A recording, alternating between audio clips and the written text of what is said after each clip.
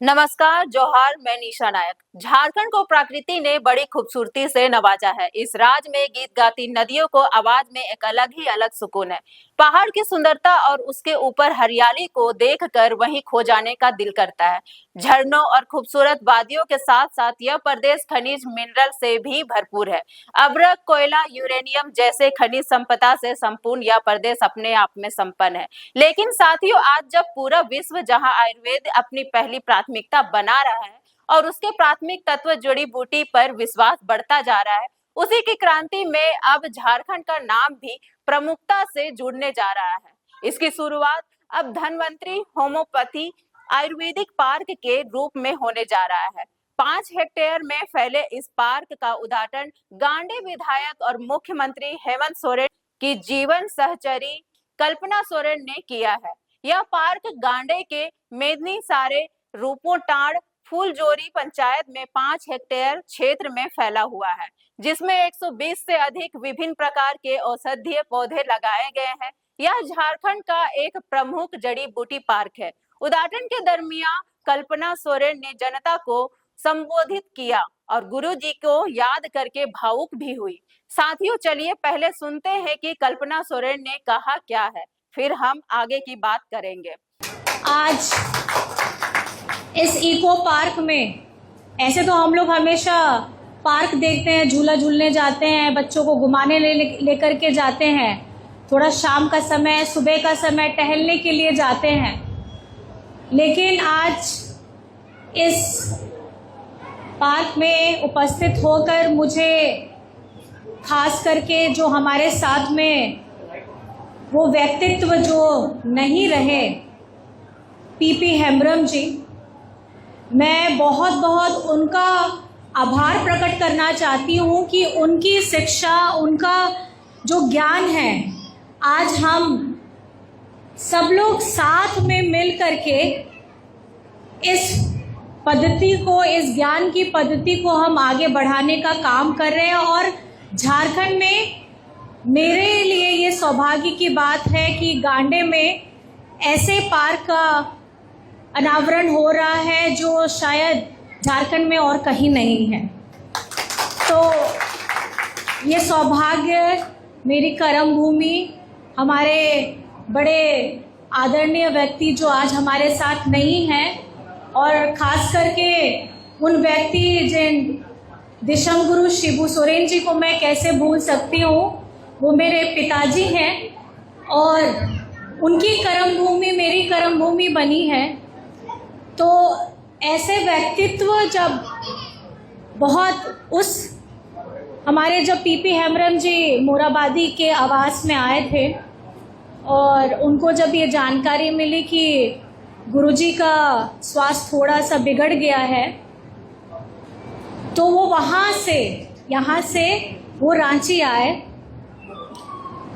मैं नहीं थी, लेकिन आपके हेमंत दादा वहाँ उपस्थित थे, तो उन्होंने जो बताया था वही मैं आपके समक्ष रखना चाहती हूँ। उनका कदम, हेम्ब्रम चाचा जी का जब पहला कदम मोराबादी आवास में पड़ता है, तो गुरुजी के चेहरे में एक बहुत मुस्कुराहट और एक ऐसी चमक आ जाती है जैसे बचपन का कोई दोस्त मिल रहा है। शरीर काम नहीं कर रहा था, बहुत धीरे धीरे मंद गति से सोफा में वो बैठे। लेकिन दो व्यक्तित्व जब आपस में बोल भी नहीं पाते हैं, लेकिन उनके हाव भाव सब समझ सकते हैं कि उनकी पूरी जीवन की कहानी, कुछ अच्छे पल, कुछ खराब पल, कुछ तकलीफ वाले, ये सब उनकी आंखों के सामने में गुजर रहा होगा। और जब ये सब कहानी जब उन लोगों को देखे थे, तो हेमंत जी भी थोड़ा भावुक हुए, क्योंकि अगर आप भी अपने किसी बहुत खास व्यक्ति के साथ में कुछ ऐसे पल में मिलते हैं जब शायद बोलने के लिए बहुत कुछ होता नहीं है, लेकिन महसूस करने के लिए बहुत कुछ होता है, तो वैसे पल में हेमंत जी ने बताया कि तब मैंने पहली बार जाना था कि ये होम्योपैथी है। तो मैंने यही सवाल पूछा कि ये होम्योपैथी होता क्या है। हमने एलोपैथी सुना है, होम्योपैथी सुना है, ये होम्योपैथी क्या है। तब जब उनको भी जानकारी मिली, तो उन्होंने कहा कि ये वो पद्धति है जब शायद शहर भी नहीं बसे होंगे, जब हम गांव में, जंगल में, बीर में, अंदर में बहुत रहते थे हम आदिवासी समाज, तो इलाज कैसे करेंगे। तो उस ज़माने में वैद्य हुआ करते थे। तो वैद्य क्या करते थे कि हमारे आसपास जो उग रहा है उस पौधे को, किसी के जड़ को, किसी पौधे के फूल को, किसी के पौधे का बीज को कैसे इस्तेमाल करना है। तब डॉक्टर तो होते नहीं थे जंगल के अंदर में, तो आदिवासी समाज अपनी पद्धति को कैसे, कहीं पे मान लीजिए कि आप जंगल में रह रहे हैं, सांप ने काट दिया, बिच्छू ने काट दिया, किसी कीड़े मकोड़े ने काट दिया, तो इलाज तुरंत कैसे होगा, जो हम आजकल सरल भाषा में बोलते हैं कि फर्स्ट एड, तो वो फर्स्ट एड कैसे होगा। तो ये उस वक्त की पद्धति है जब जंगल पहाड़ के अंदर में हम लोग सब रहा करते थे। आज ये सौभाग्य मिला है मुझे आप लोगों की मेहनत से, खास करके आप लोगों ने ये जब प्रोजेक्ट सामने में लाए थे और हम लोग बैठ करके फॉरेस्ट डिपार्टमेंट के गेस्ट हाउस में बैठ के देख रहे थे कि इसकी तैयारी कैसे करनी है, तो मन में बहुत उत्साह मैंने मनोज जी का देखा था कि किस उत्साह के साथ वो इस पद्धति को आगे लाना चाहते हैं। देखिए, न्यू टेक्नोलॉजी बहुत अच्छी है, अप्रिशिएट भी करना चाहिए, लेकिन कुछ पद्धति ऐसी है जो वर्षों वर्ष पुरानी है, तो आप उसको नकार नहीं सकते हैं। तो जब हम लोग ज़मीन से जुड़े हुए व्यक्ति हैं और ये इसका इलाज, मुझे लगता है कि आपने जो सोचा है, ये सोच जो हम लोग उस समय डिस्कस किए थे कि किस तरीके से हम लोग इसको आगे बढ़ाएंगे। जैसे आपने अपने बताया कि फर्स्ट हमें अवेयरनेस बढ़ानी है, हमको जानकारी सब लोगों को देनी है, उसके बाद यहाँ सेटअप करना है। अभी जैसे हम लोगों ने वहाँ देखा वो प्रोसेसिंग यूनिट, उसका मतलब ये है कि ये जो पौधा है ये अलग अलग, चाहे पौधे के रूप में हो, घास के रूप में हो, या वो पेड़ बन जाए, उसका हर एक अंग, जड़, बीज, पत्ता, छाल, हर किसी अलग अलग तरीके से काम आएगा। तो उसको आप प्रोसेस कैसे कराएंगे, प्रोसेस होने के बाद क्या निकलेगा, या तो जो पत्ता है उसको सुखाया जाएगा, सुखा करके आप उसका पाउडर बनाएंगे, या फिर कोई बीज है तो बीज को आप प्रोसेस करके उसका तेल निकालेंगे। लेकिन मुझे लगता है कि ये सबसे सरल उपाय है और काफ़ी किफ़ायती भी है, अगर मैं समझती हूँ तो आपके ये जेब में भी बहुत मार नहीं करेगा। और इस पद्धति को ज़रूर अपनाइए, क्योंकि मुझे लगता है इसकी शुरुआत हम लोगों को भी करनी पड़ेगी, तब आप लोग भी मानिएगा कि वाकई में ये शरीर के लिए कितना लाभदायक है।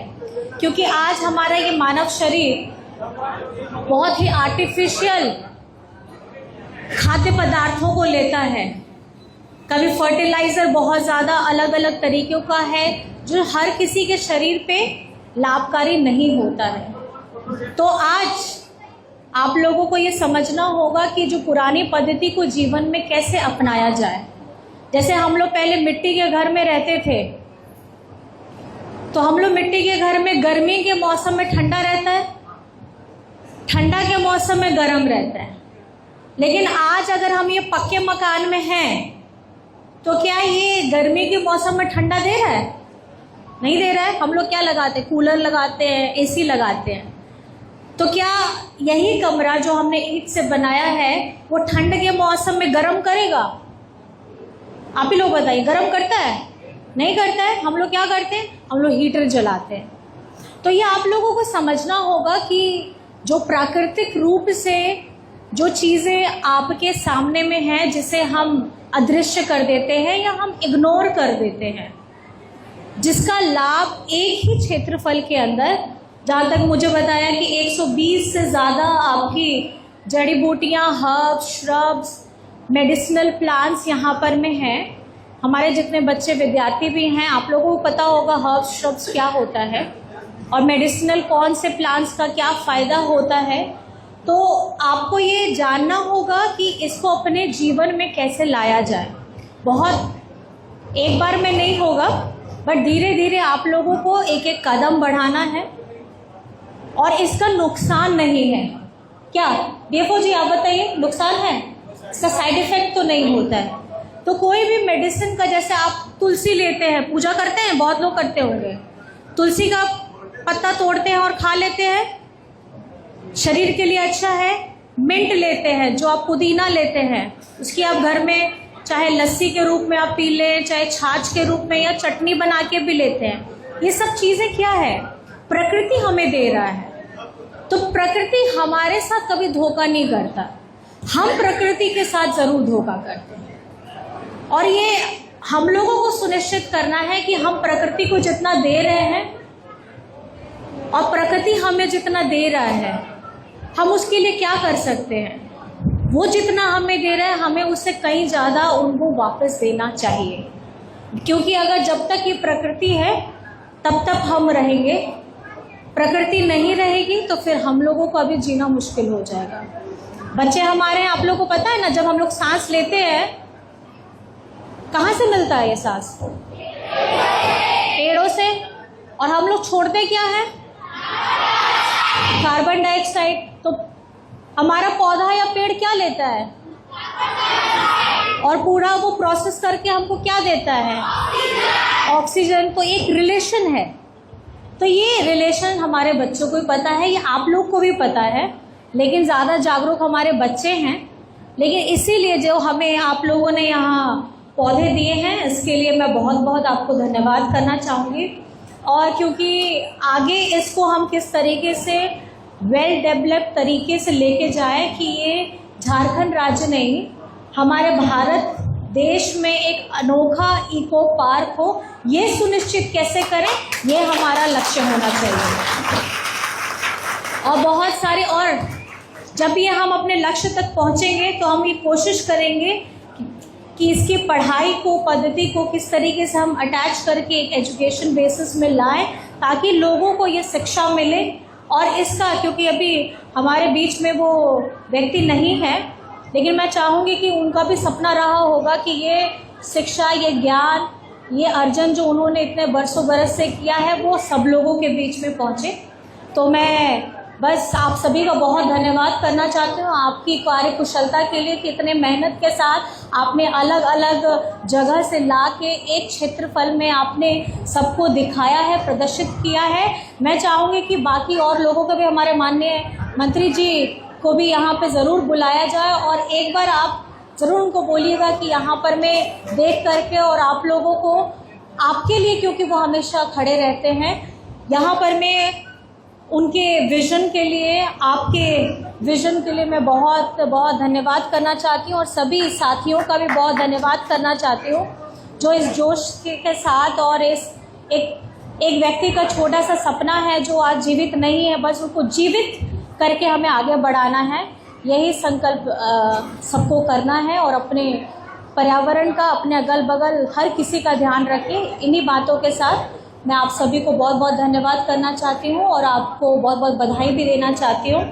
और सभी यहाँ साथी जन जो बहुत मेहनत किए हैं, और परिवारजन जो यहाँ आए हुए हैं, आप सभी को भी मैं बहुत बहुत आभार करती हूँ, धन्यवाद करती हूँ। तो साथियों, आपने सुना कि कल्पना सोरेन ने कहा क्या है, और यह ना सिर्फ गांडे के लिए बल्कि झारखंड की जनता के लिए गर्व की बात होगी। आज के लिए बस इतना ही। आपसे आग्रह है कि आप हमारे चैनल को सब्सक्राइब कीजिए, वीडियो को ज्यादा से ज्यादा शेयर, कमेंट करें। जय हिंद, जय भारत।